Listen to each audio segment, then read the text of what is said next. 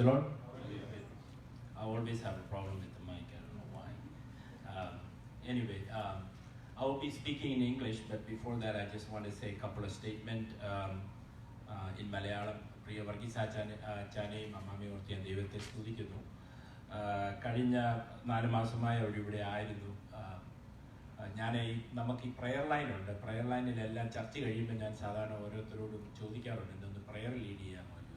അപ്പം അച്ഛൻ വന്നപ്പോൾ തൊട്ട് എല്ലാ ആഴ്ചയിലും ഞാൻ ചോദിക്കുമ്പോൾ ഒരു ഹെസിറ്റേഷനും ഇല്ലാതെ പുള്ളി പറയും, കുഞ്ഞുങ്ങളോടൊന്ന് ചോദിച്ചിട്ട് ഏത് ദിവസമാണെന്ന് പറഞ്ഞാൽ മതി, ചെയ്യാമെന്ന് പറയും. ഇന്ന് വരെ പുള്ളി നോ എന്ന് പറയാതെ ചെയ്തു. അതുപോലെ തന്നെ പ്രിയ ബെന്നിച്ചാനും മാമിയും അവരും അടുത്ത ദിവസങ്ങളിൽ കടന്നു പോകുന്നു. അപ്പം ഇവരും എല്ലാ ദിവസവും ബെന്നിച്ചാനും ഞാൻ പറഞ്ഞാൽ നോ എന്ന് പറയത്തില്ല, ഏതെങ്കിലും ഒരു ദിവസം ചെയ്യാമെന്ന് പറയും. ഇപ്പം ഇവർ രണ്ടുപേരും ഓർത്ത് നമുക്ക് ദൈവത്തെ സ്തുതിക്കാം. അവർ പോകുന്ന സ്ഥലങ്ങളിലെല്ലാം ദൈവത്താൽ അനുഗ്രഹിക്കപ്പെട്ടിട്ട് എനിക്ക് റിക്വസ്റ്റ് ഉണ്ട്, ഇവരുടെ രണ്ടുപേരുടെ ഈ ഗ്യാപ്പിൽ ഒരു ലീഡർ, ഒരു പ്രെയർ ലീഡർ അല്ലെങ്കിൽ ഒരു പാസ്റ്ററിങ് എന്നൊക്കെ പറഞ്ഞാൽ ആരോടെങ്കിലും എന്തെങ്കിലും ചോദിച്ചു കഴിഞ്ഞാൽ ഇവർ നോ എന്ന് പറഞ്ഞു കഴിഞ്ഞാൽ നമ്മൾ വേറെ ആളെ കണ്ടുപിടിക്കണം. അതുകൊണ്ട് ഈ സൈഡിൽ ഇരിക്കുന്ന എല്ലാ സഹോദരന്മാരോടും ഞാൻ ഒന്ന് റിക്വസ്റ്റ് ചെയ്യാണ്, ഞാൻ ചോദിക്കുന്നതിന് വരെ നിങ്ങൾക്ക് ഇങ്ങോട്ട് പോകണം, എന്നോട് പറയാം. നമ്മുടെ ഈ പ്രെയർ ലൈൻ കണ്ടിന്യൂ ആയിട്ട് പോണേ. I'm thinking this is going to be all year, maybe beyond, I don't know, because a lot of people are praying online. This is going to be a good thing. I'm glad I'm involved with that. This is the part of the ministry. I believe that.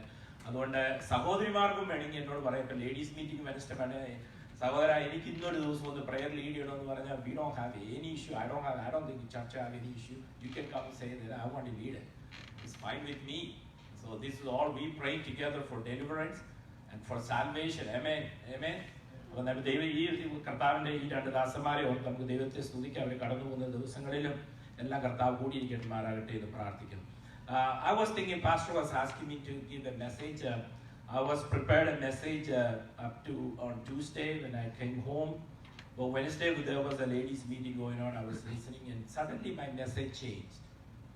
And God asked me to do different. I don't know why this message maybe is not for as a congregation like a church, maybe for a mission conference or something like that. But maybe God have a great purpose what I need to do today. So I just want your prayer.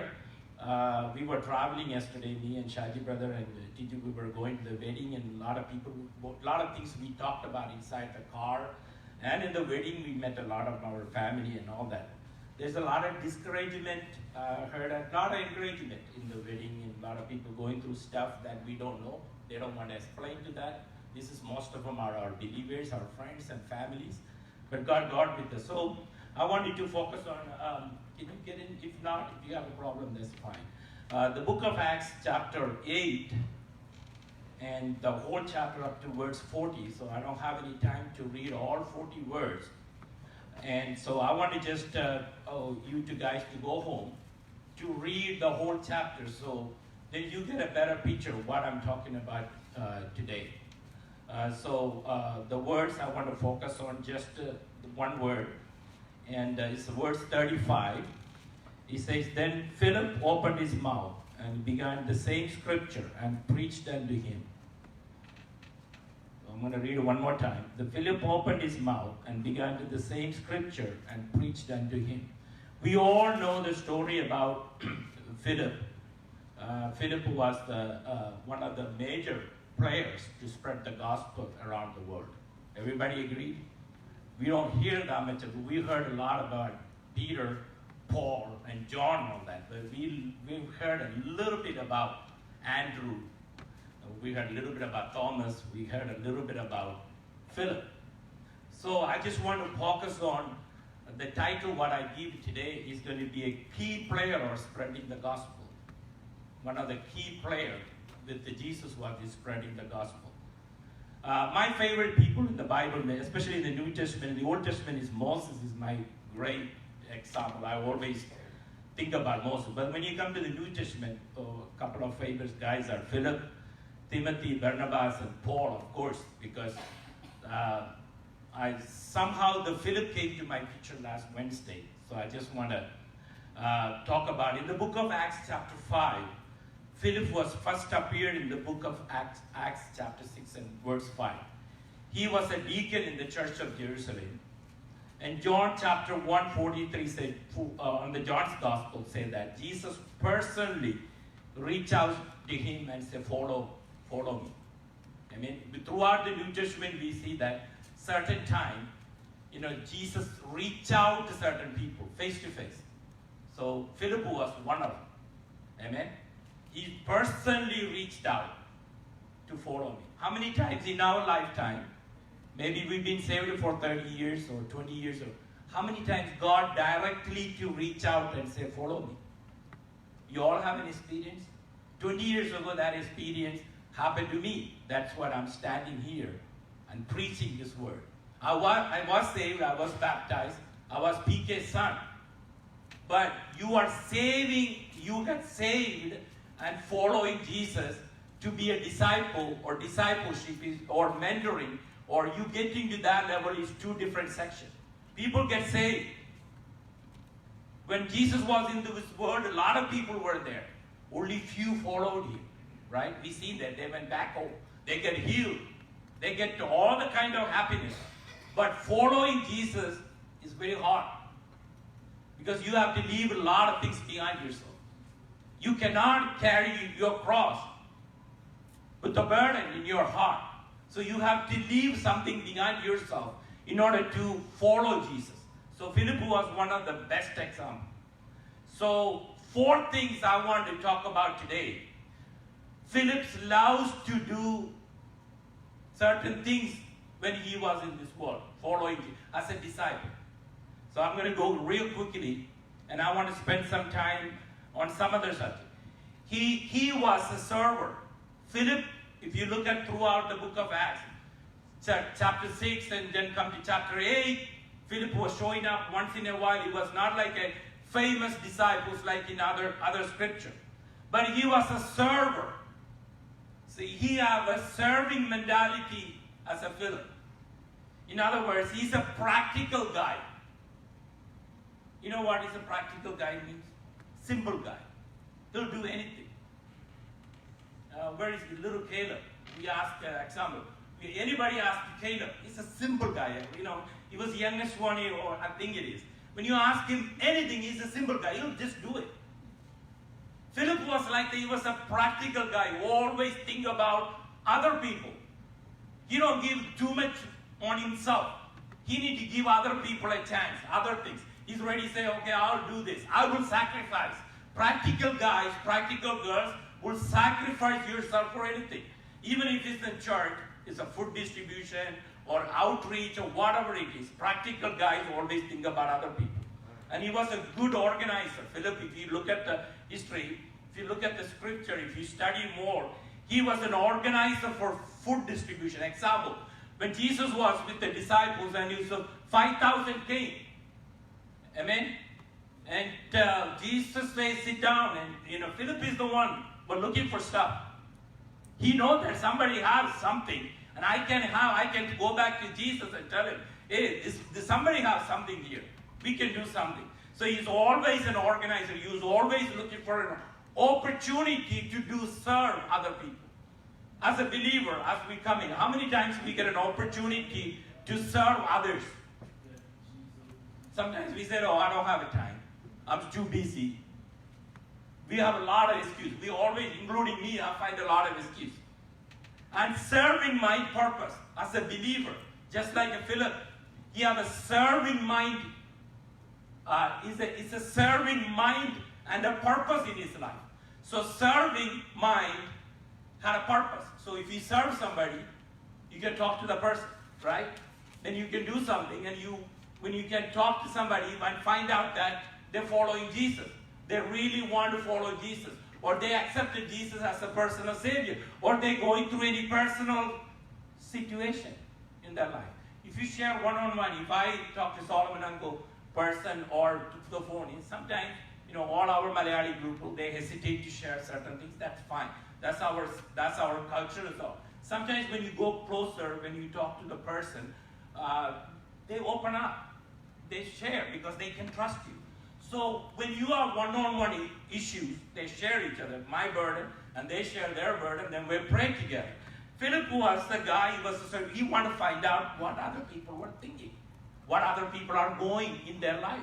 So Philip was there. By the way, this is all coming out in my mind. It was not in the scripture, but I just want you to follow me what kind of person Philip was. Don't think like that, okay, Prasad is speaking, look at this. He's not saying like that.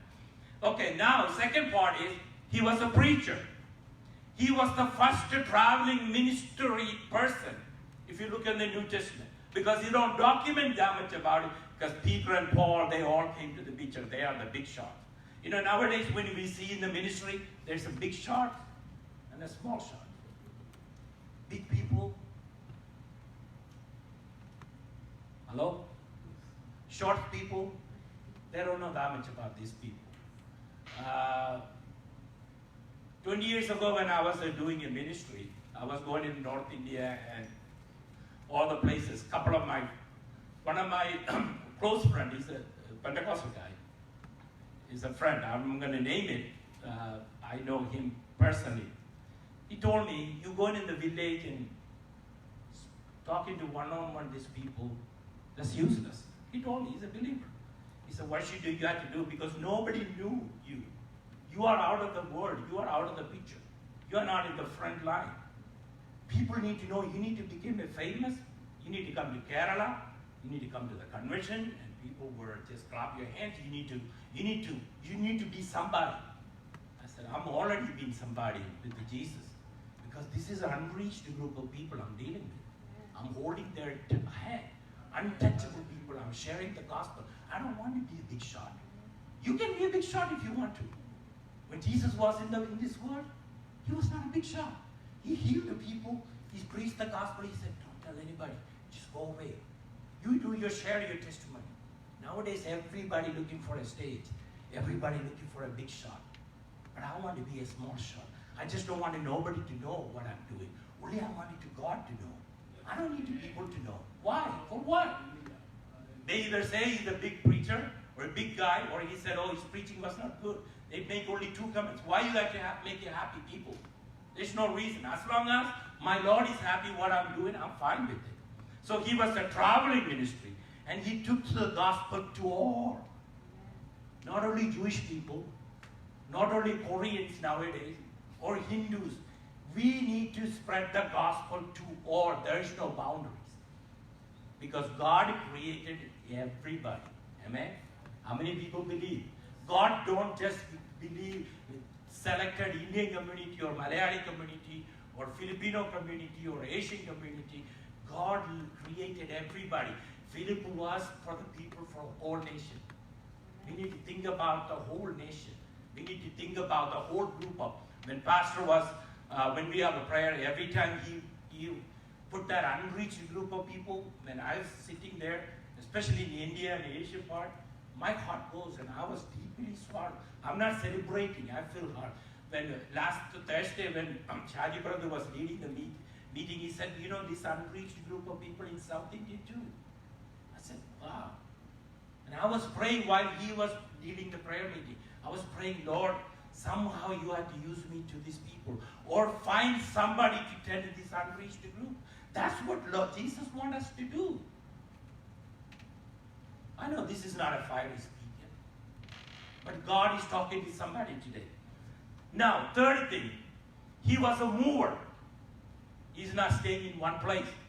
We all love to stay in comfort zone, especially in America. Pastor said if our power light is not working or a mic system isn't working, kids don't play very good music, our mood is off. We forget all about Jesus for a little things. If the air conditioning will be turned off today, it's too hot. Everybody says, we need to go like this. We are in a very comfort zone. We are in a 4x4, 10x10 rooms. But we need to be moved where the gospel needs to be spread. We cannot sit in the comfort zone and the spread gospel. There's no way. Throughout the Bible, you see people are moving. God asked them to move from your comfort zone. He asked Abraham to move. I will show you a place. He told Paul to move. I'll show you a place. He told Moses, you get up and go. I will give the people to your hand. You need to go where the people are. They're not coming to you. Jesus was walking from Jerusalem to Jericho to meet one person. He was 38 years there laying down for one person. Jesus was looking for one person to go for one person. So he was a mover. He obeyed the Holy Spirit. You know the story about Ethiopian eunuch. When Jesus was moved him, he obeyed the Holy Spirit. When we come, we praise and worship. It's a good thing. We speaking in tongues. We praise the Lord. It's all good thing. I believe it. But the Holy Spirit can do other things too. Move you where you need to go. Amen. If God, I was praying all this year, up to this now, God, all this year I'm praying, and I shared with the Shadi and other people we were traveling yesterday. God, move me where you want me to move. I don't care. I don't care about any of this situation. God, move me. Unless you move, I cannot move. Unless you show me, I cannot go. So ask the Holy Spirit to move. Without the Holy Spirit, you will not able to do anything. Spreading the gospel is easy. You can do a lot of things by yourself. But the Holy Spirit is the one opening people's mind, and the Holy Spirit is the one leading to go places. My niece this year was sitting in, I was his brother Kevin, I was talking to him last month when I went to his house. My uncle was going to India. He was telling me that, you know what they were doing, all the kids over there, we could do different things. You don't have to copy anything. They're buying Chick-fil-A chicken sandwich and going under the bridge in Dallas and hand out the Chick-fil-A chicken. I said, man, I said, how many he did? He said, I don't remember exact numbers. He said, people just want a sandwich. And I shared the gospel with our uncle. We cried together, we prayed together in his uncle's house, Baiki's house. I said, man, let the Holy Spirit lead you to do more. You had to be a server. You had to be where the people are. Maybe under the bridge. Maybe on the top of the bridge. You know, there's a lot of suicide going on. In this case, young people are depressed. They're working from home. They don't see the sunlight. They're gaining weight. They don't have this social thing. They only see what other people are showing their face. They don't have, people are frustrated. People are killing themselves. A lot of divorce rate because husband and wife are staying together now. They're both working from home, arguing each other. A lot of calamities that we don't know going on. But in the midst of all that, we can reach out to one person. The Holy Spirit is the one moving people from place to place. And he led the royal Ethiopian eunuch to Christ. Oh man, amazing story. You guys will have to read it from 26 to 40. Philip was doing his own business. Holy Spirit took him where he needs to go. Don't complain when Holy Spirit taking you places. In a mission field. One girl from our church is in the mission field. Serious. Holy Spirit took her to the place where she belonged to. Almost a year and a half. Sacrifice everything. If the Holy Spirit telling you to move, you need to move. Amen. Hallelujah. Hallelujah. Then Philip was mind his own business. He can rest it. He have a good family. They are spiritual. Then the Spirit of the Lord said, we need to run. Where? Not to the big city, guys. Not to the New York City, not to New Delhi. I want you to run to the desert. Wasteland. I want you to go. I want you to go where the wasteland is. Desert. Dry area. Philip doesn't have no idea who he's going to meet. Here come. Ethiopian. Not a regular guy. He's a famous guy. But he was reading the scripture. Philip was running with him. Do you understand what are you reading? Oh, I have no idea. There's millions of people reading the Bible. There's a lot of Christians are reading the Bible. They have no idea. There's a lot of young people. Ritual things we do in our Pentecostal. We do our family prayer. We do our Sunday school. Read the Bible, man. Malayali group people say, read the Bible, go study. That's the two things they tell the kids. Okay, I'll read. But you read. You force them to do. When the Holy Spirit asks them to read it, they read it, they meditate on it. Here he's reading. This Ethiopian guy, eunuch, is reading. He didn't understand what it is. Philip was ready to explain what he was reading. Before we go to the mission field, we need to be ready ourselves. People are out there, just like our Stanley brother said. They are in the dark world. They have some dark questions to ask you. You better be ready. If not, they will make you fun of you. There are smart people out there, but they are in the dark world. So he led the royal Ethiopian to Christ. The last thing, the fourth thing I want to say, he was a planner. He was a prayer warrior. He can plan everything with the prayer. Philip was not only that a planner, he prayed before he planned. Before we go out to the mission field, ask for God's will. God, this is what you want me to do. If not, change it. Moses said, Lord, don't let me go where if you don't want me to go. If you don't come with me, don't go. Don't do any mission work because my parents told me to do. Don't do it. Your parents maybe tell you, oh, you need to go mission field. Don't do it. You sit down and kneel down and pray. If God asks you to do it, you tell your parents, I want to go do it. They cannot stop you. Because who told you to do it? The Spirit of the Lord. So don't make ourselves. You have to commit yourself and ask for God's will. If not, it's a God's will, God will move. You don't need to go. Wait for God's will and pray. So he planned everything prayer. He always asked Jesus permission to do things. He was, even though John and James and Peter was the close to the Jesus. But I was searching some stuff on the film, on the net, on the Google, and I said, Philip was one of the closest to Jesus because he always asked Jesus, can I do this? Can I do this? And Jesus said, go ahead and do it. We got to wait for what the Spirit of the Lord tells you to do.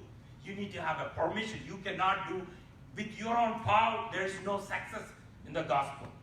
He makes sure people gather being taken care of. Every time, thousands of people when Jesus' time comes, you always want to look and see what they need. He tells Jesus, these people are hungry. These people need a healing. And Jesus said, bring them in. Bring them out. Jesus never say, I'm busy. You always there for them. Even though he was a busy person, he was always there for people. We need to spend time for some people for Jesus. We come, including me, Monday to Friday, I'm busy. When I come home, when my kids were small, man, a lot of, we were going. Susan was working in the night, I was working in the morning. We have kids. I had to grab kids everywhere. One shoe is off, and I go to the food store for a milk. I said, Sam, where is your shoe? Oh, you start crying. It's little. I don't have anybody. I mean, we don't have nothing.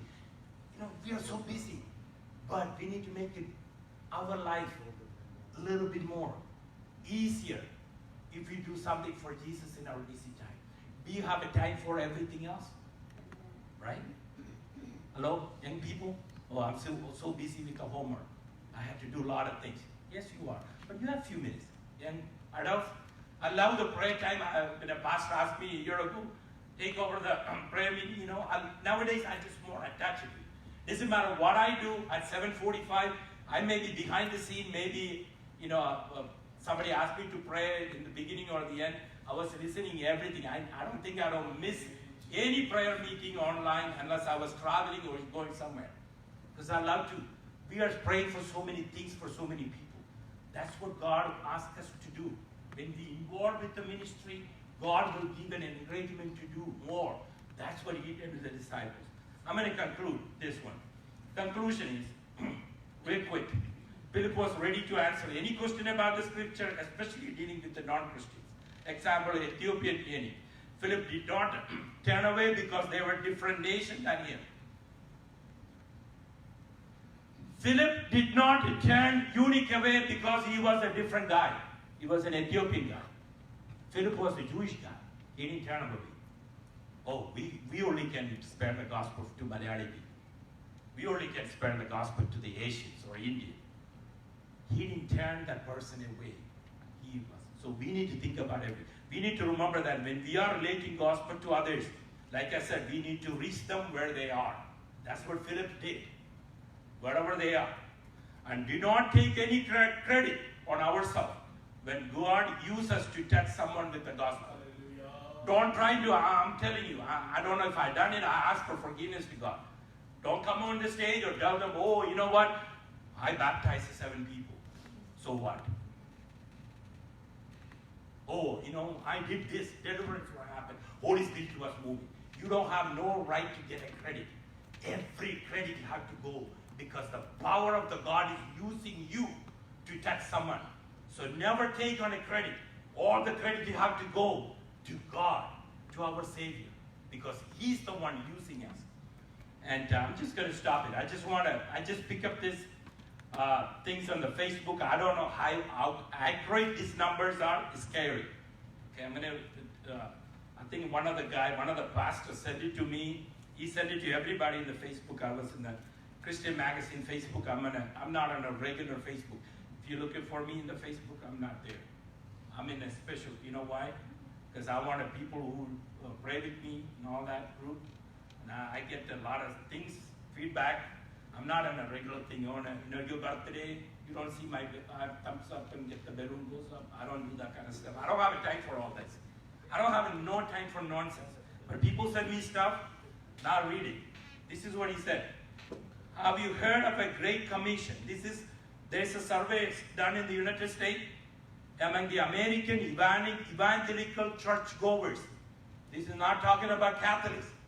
This is not talking about some other thing. This is evangelical churchgoers. Every Sunday they go to church. Have you ever heard a Great Commission? 51% said no in their church. 51% said no. They never heard. Their pastors were talking about evangelism, Great Commission. Next one is very interesting. Yes, 17%. But I don't know what does that mean to me. 17% saying that, yeah, I heard in our church, but I don't know what does that mean. It's a Great Commission. 25% said yes, but I cannot recall exactly what is the meaning to me and my family. 25% heard that. But what am I to do with it? I come in, I give my tithe and go home.